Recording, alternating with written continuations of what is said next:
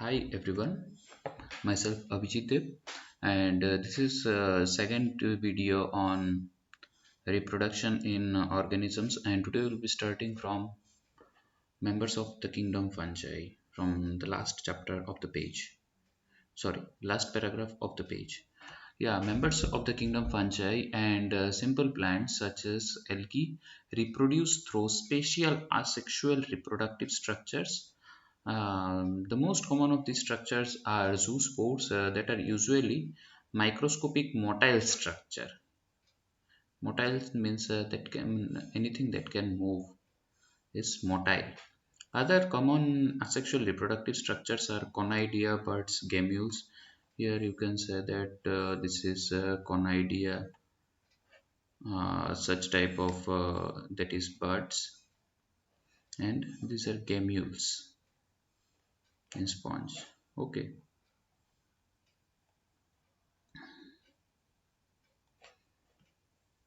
While in animals and other simple organisms, the term asexual is used unambiguously in plants. Unambiguously. In plants, the term vegetative reproduction is frequently used. In plants, the units of vegetative propagation, such as runner, rhizome, sucker, tuber, offset, bulb, are all capable of giving rise to new offsprings. These structures are called vegetative propagules. Here, vegetative propagation means the new organism or the progeny is coming from the vegetative part, from the body of that plant, or yeah, the body of that or that plant, or the body of that organism. Yeah, you can say that. Here in potato we can say that tuber of potato. Here germinating eye bud of potato. Here the buds in ginger, we can call it rhizome. Then bulbil of agave, leaf buds of bryophyllum. Here from the edge it's coming out, and that is offset or run offset of water hyacinth. Okay, or runner we can say. These structures are called vegetative propagules, as these are from the vegetative part of that plant. Yeah, or the fruit or the vegetables, we can say the vegetative part of the vegetable. Yeah, these structures are called vegetative propagules. That vegetative propagate that runners, rhizome, sucker, tuber, offset, bulb are all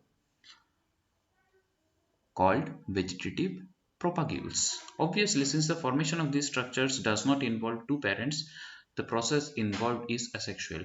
Here, when fusion of here no fusion of twice two parents are involved, so sexual is not taking place here, and so the process is asexual. Only the involvement of one parent or single parent. Yeah, you must have heard about the scourge of the water bodies or about the terror of Bengal. This is nothing but the aquatic plant water hyacinth, which is one of the most invasive weeds found growing wherever there is standing water. It drains oxygen from the water, which leads to death of fishes. Yeah, you can say that, see that whenever in any pond or any water standing water places, whenever one water hyacinth is seen, and within a very few time, or within 1 month you will, or 2 months you will see that the whole of the pond or that standing water is covered by water hyacinth.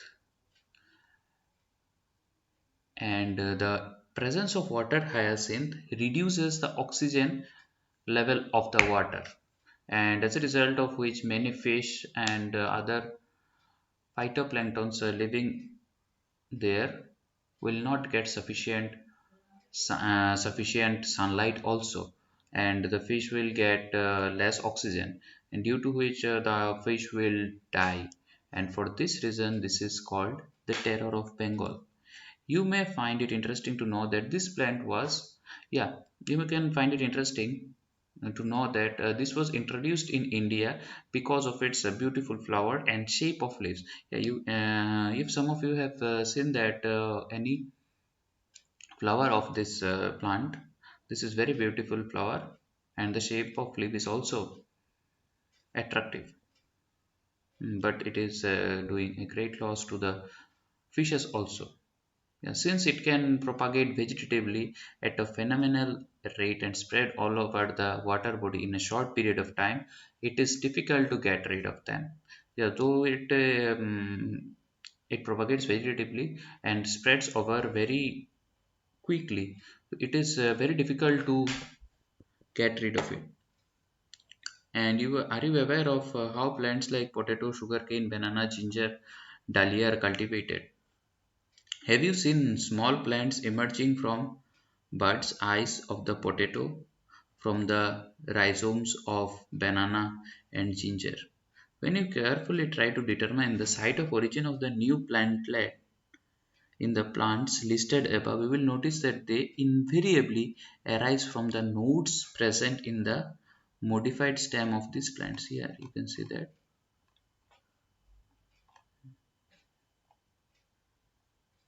from the nodes of the, see,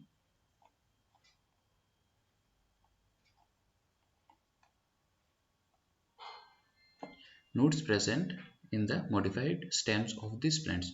When the nodes come in contact with damp soil or water, they produce roots and new plants.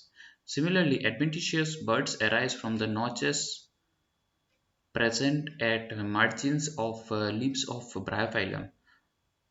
Yeah, in our common language, it is called pathurkuchi. If some of you know this, you can observe it. This ability is fully exploited by gardeners and farmers for commercial propagation of such plants, and that bryophyllum is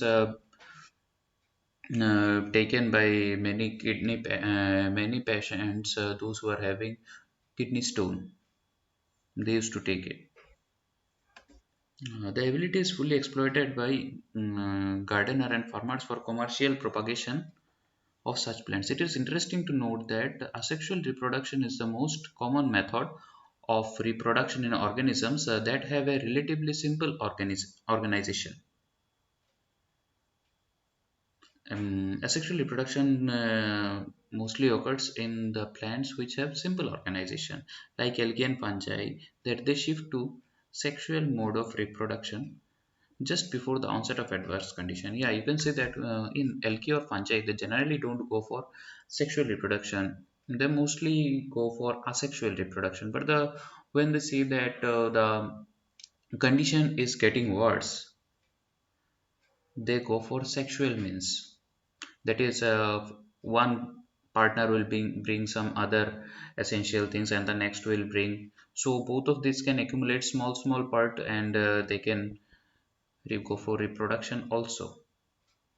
That's why they go for reproduction in adverse conditions only. Why is asexual reproduction favored under such condition? Asexual or vegetative as well as sexual modes of reproduction are exhibited by higher plants. On the other hand, only sexual mode of reproduction is present in most of the animals. You can also say that asexual or vegetative and sexual modes of reproduction are exhibited by higher plants. Higher plants also do some vegetative or asexual mode of reproduction, but sexual reproduction is, sorry, only animals do sexual mode of reproduction. Okay, or we can say that the animals are confined, or we can say that the animals has only the ability for to go for sexual mode, they do not go for asexual reproduction. Yeah, okay, that's all for today. Thank you. And in our next lecture we will start from sexual reproduction.